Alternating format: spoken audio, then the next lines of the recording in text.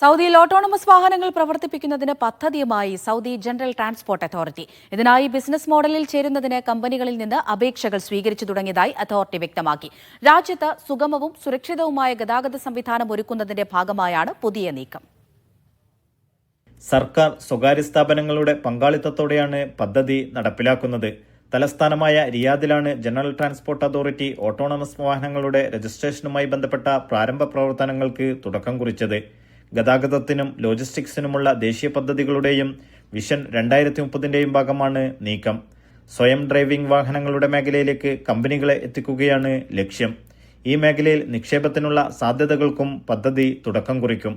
തീരുമാനം തദ്ദേശീയ അന്തർദേശീയ കമ്പനികളെ ഓട്ടോണമസ് വാഹനങ്ങളുടെ മേഖലയിലേക്ക് പ്രവേശിക്കാൻ പ്രാപ്തമാക്കുമെന്ന് അതോറിറ്റി വിശദീകരിച്ചു. അപേക്ഷകൾ അതോറിറ്റിയുടെ വെബ്സൈറ്റ് വഴിയുള്ള ഇലക്ട്രോണിക് ഫോം വഴിയാണ് സ്വീകരിക്കുക. നിർദ്ദിഷ്ടവും കൃത്യവുമായ സാങ്കേതിക മാനദണ്ഡങ്ങൾക്കനുസരിച്ചാണ് അപേക്ഷകൾ പരിഗണിക്കുക.